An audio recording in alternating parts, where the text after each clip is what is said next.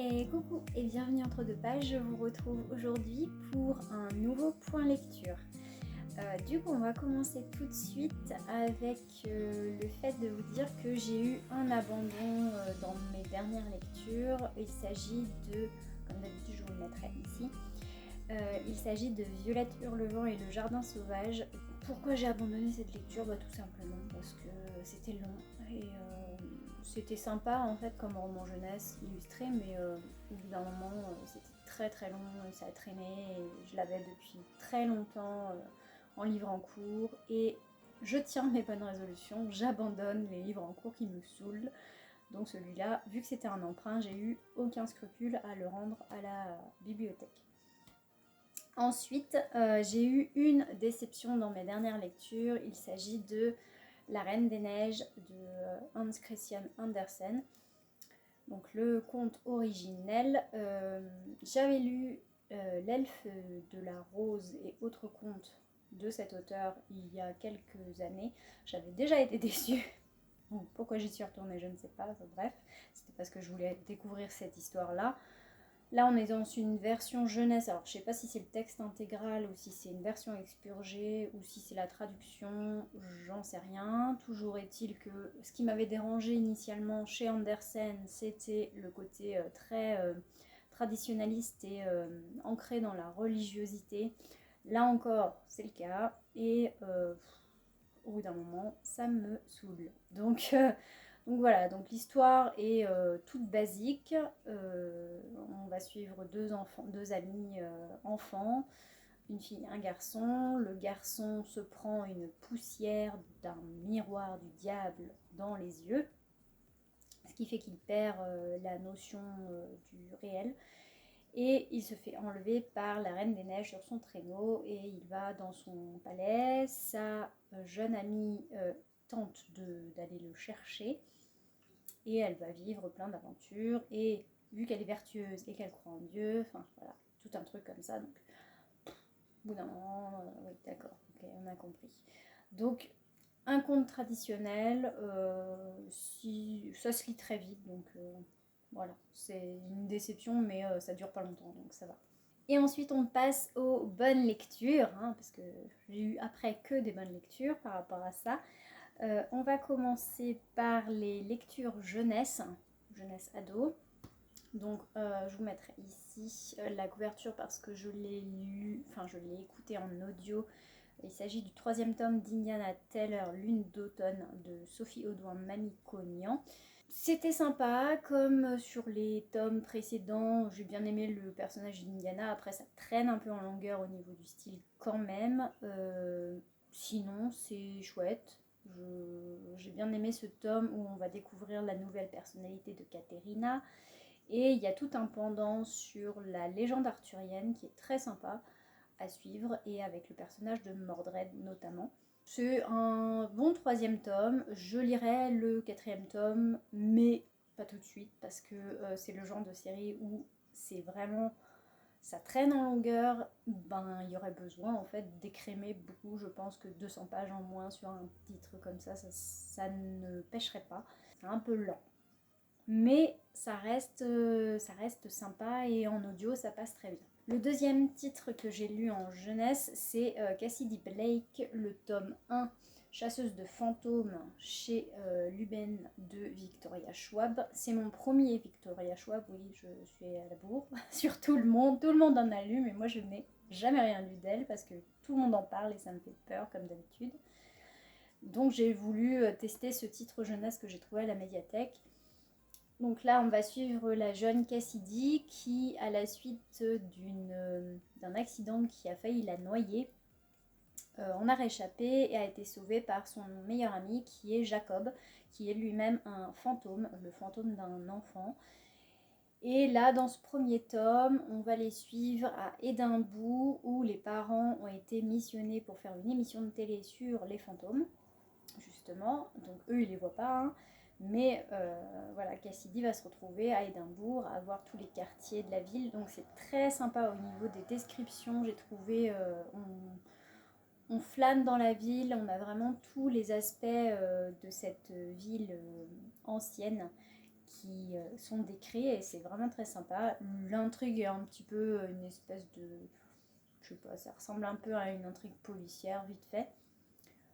Mais c'est assez chouette, ça se lit très bien et voilà, c'est agréable à lire. Je sais pas si je lirai le deuxième tome, mais voilà, ça a été une lecture agréable, c'est ce qui compte au final. Et ensuite, on va passer au roman adulte que j'ai lu jusque-là. Donc le premier, je vous le mettrai ici parce que je l'ai lu en numérique. Il m'a été envoyé par l'autrice gracieusement, je la remercie d'ailleurs. Donc c'est l'ordre de Prométhée de F. Ropar C. Donc si vous voulez, je vous mettrai le lien de sa fiche auteur, enfin le lien du livre en barre d'infos, parce que si vous voulez aller voir, je crois que c'est de l'auto-édition et c'est disponible en numérique uniquement. Mais c'est pas très très cher, je crois que c'est à 1,50€ ou quelque chose comme ça, donc c'est vraiment pas cher du tout. Là, dans cette histoire, on va suivre Athénaïs, qui est une jeune femme d'environ 30 ans, motarde, qui vit en Bretagne, et elle va, à la suite d'un accident de moto, elle va se souvenir de ses vies antérieures. Et en fait, elle a été dans une vie antérieure une princesse guerrière, entre guillemets, au Moyen-Âge. Elle a été une dame de la cour du roi, pareil, de la cour d'Henri III, je crois. Enfin, il y a vraiment deux grosses vies antérieures qui sont décrites dans le livre. Après, elle en a eu d'autres qu'on va découvrir au fil du roman. Mais elle va toutes les incrémenter à la suite de ce choc et de cet accident. Et du coup, elle va découvrir aussi que dans sa famille, il y a certaines personnes qui sont impliquées dans ce qui s'appelle l'ordre de Prométhée, qui est une espèce de société secrète qui œuvre pour le bien de l'humanité. C'était agréable à lire, c'est fluide au niveau du style, les recherches, enfin le côté historique et le côté recherche au niveau des descriptions, quand on va dans ses souvenirs des différentes époques, sont vachement bien ficelés et c'est bien fichu, franchement, on sent qu'il y a de la recherche derrière. Et le problème, enfin moi ce qui m'a posé problème essentiellement dans ce roman, après ça n'empêche en rien que c'était une bonne lecture et que ça m'a bien plu et que j'ai été au bout du roman, donc c'est que finalement c'était pas si gênant que ça, c'est le côté un peu romantique, enfin très romance entre Athénaïs et le comte Mathieu, qui est son amour depuis toujours, de tous les temps. À chaque fois, ils se retrouvent, en fait, peu importe la vie dans laquelle ils sont. Enfin bref, donc c'est tout un truc comme ça. Bah, ça passe beaucoup mieux pour moi en film, comme je vous disais, les romances, ça passe beaucoup mieux en film qu'en roman. Et du coup, toutes les parties comme ça, un peu romantique à l'eau de rose, ça m'a un peu passé au-dessus, bien que j'ai bien aimé le développement par contre d'autres histoires entre d'autres personnages secondaires que je trouve un peu moins convenus et plus naturels en fait dans leur déroulé que l'histoire centrale entre Athénaïs et Mathieu. On suit cette quête d'identité et elle va découvrir sa véritable personnalité et ses véritables personnalités, tout ce qu'elle a engrangé comme connaissance à travers les siècles. Et c'est une bonne lecture.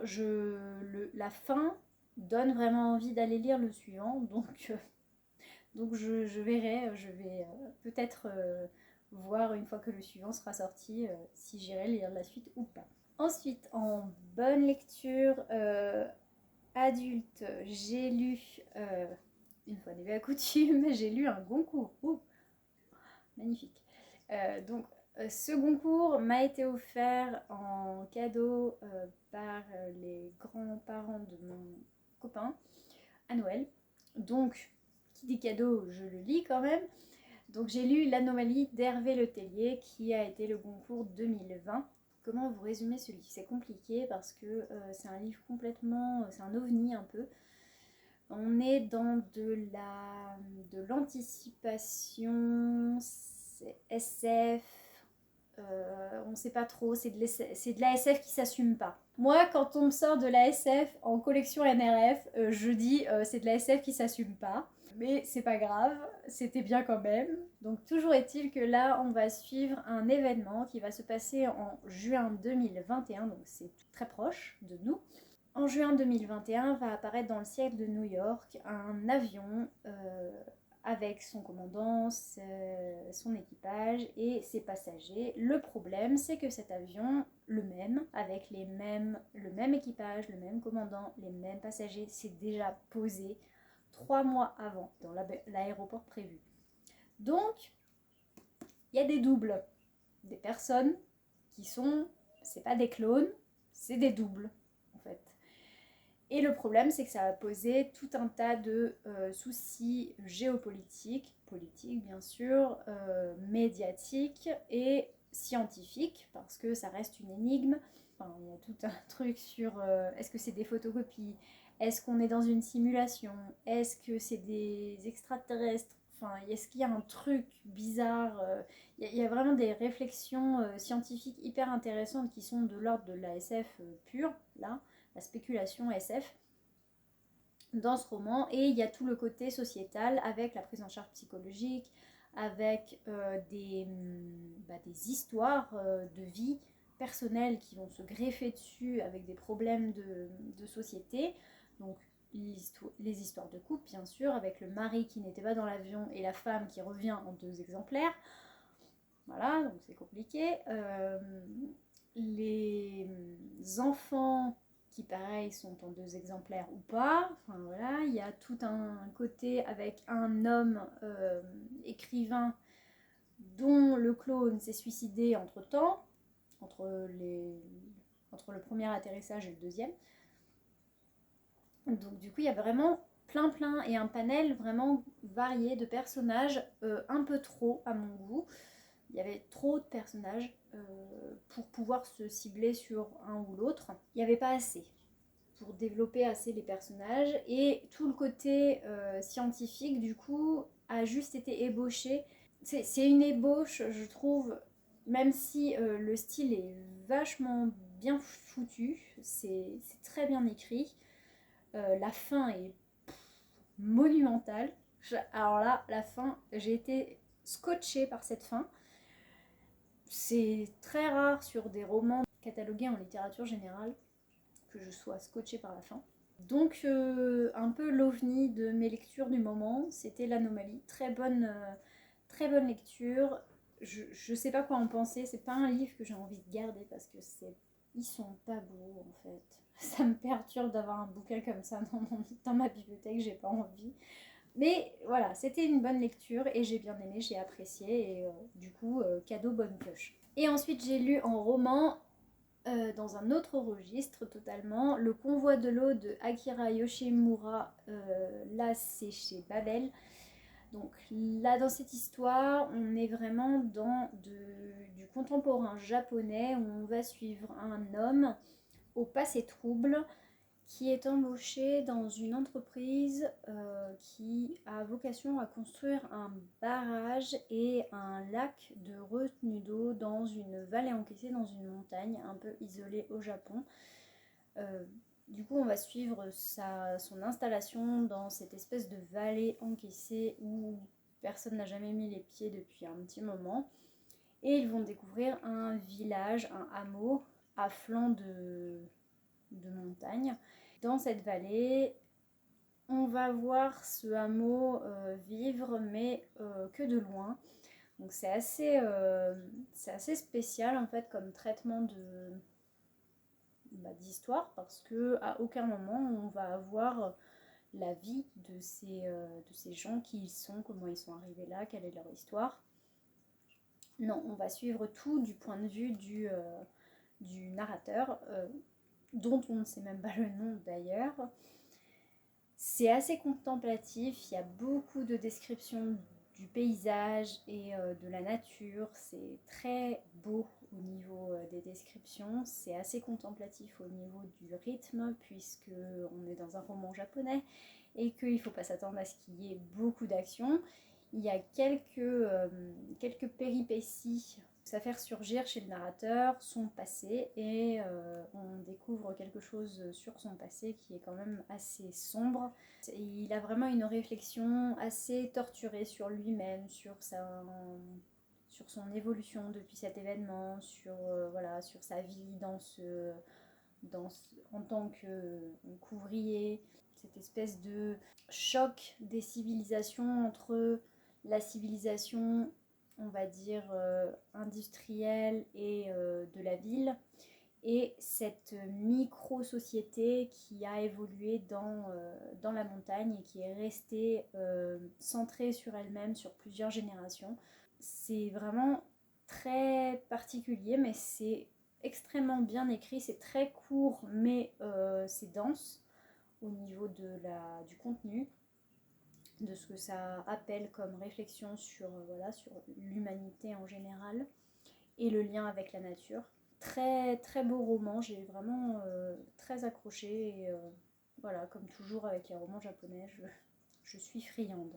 J'ai lu ensuite, je vous le mettrai ici parce que je l'ai lu en audio, c'est pareil, c'est un tout petit roman, ça s'appelle L'élégance des veuves de Alice Verney. Là aussi, on va suivre plusieurs générations puisqu'on va commencer avec Valentine, qui est une jeune femme qui vit, on suppose, à peu près dans les années 1860, 1880, qui va bien sûr se marier, avoir des enfants et voilà, s'accomplir en tant que mère, ce qui à l'époque était la façon, la seule d'ailleurs, la seule façon de s'accomplir pour une femme, c'était de se marier et d'avoir des enfants. Du coup, Valentine est très heureuse dans son mariage avec Jules.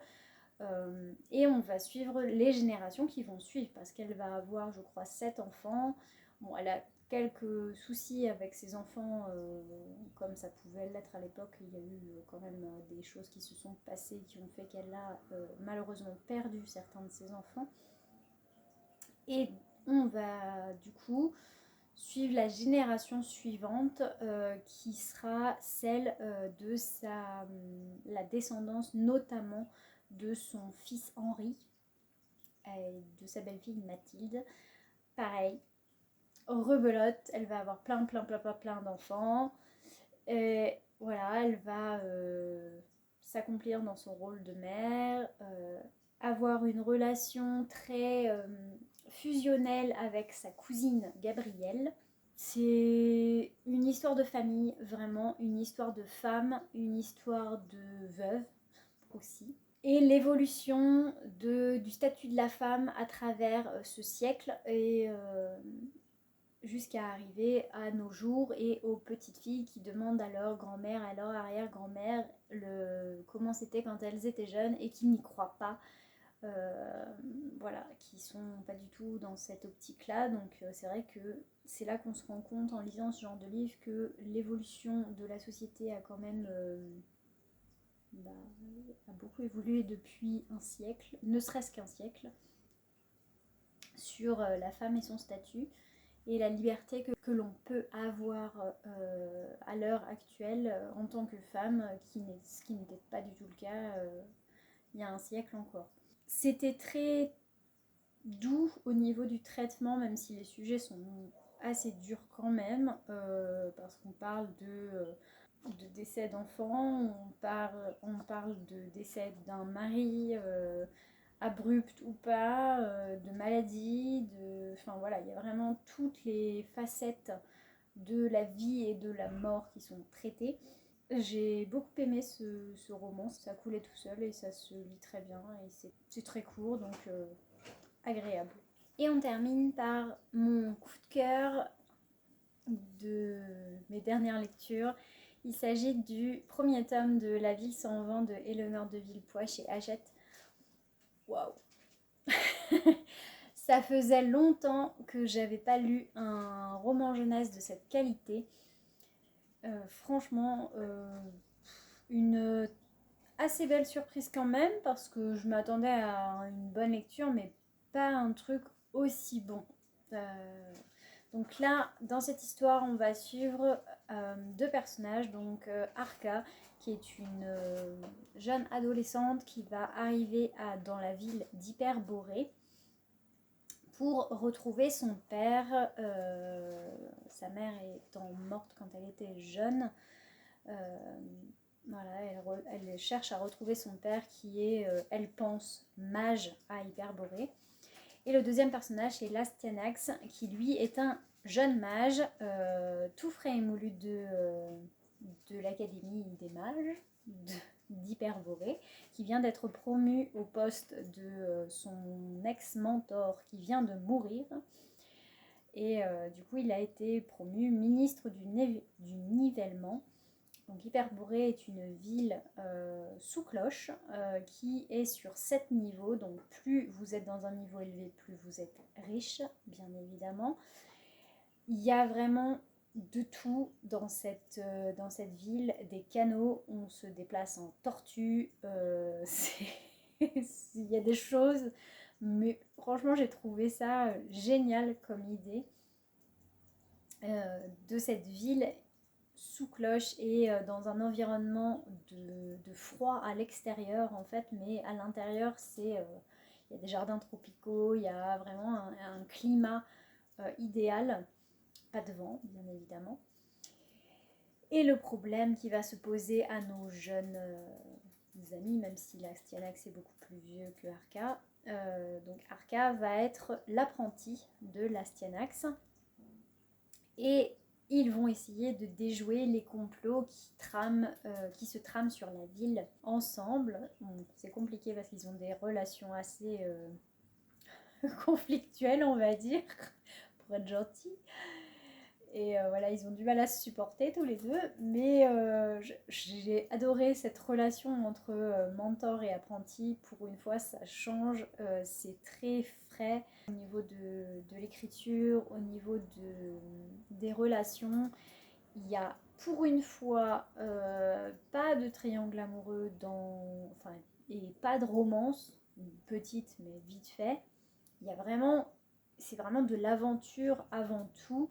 Et il y a une dimension politique extrêmement complexe, des embranchements, il y a tout un côté avec la magie, une utilisation de la magie qui est faite qui est vraiment hyper originale, un lien avec la mécanique aussi, et du coup un lien avec le passé de Arka qui est quand même assez nébuleux. Et à côté de ça, le passé de Lastianax qui vient du premier niveau et dont la famille est tout à fait normale et aimante, du moins pour sa mère. Son père est assez bourru quand même.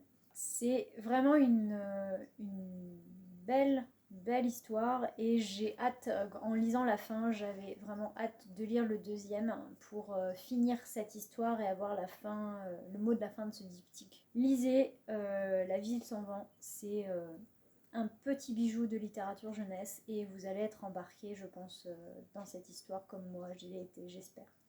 Et voilà, c'est tout pour ce point lecture. Bon, c'était un petit peu long, je suis désolée, j'essayerai de couper tout ça, couper un petit peu au montage pour que ça soit pas trop long pour vous. J'espère que ça vous aura plu, que je vous aurai donné envie de lire certains de ces livres. N'hésitez pas à me dire en commentaire si vous aussi vous en avez lu certains, ce que vous en avez pensé. Et puis voilà, quelles ont été vos lectures du moment, bonnes, mauvaises, ou plutôt les bonnes d'ailleurs. Et puis on se retrouve tout bientôt pour la prochaine vidéo. Salut!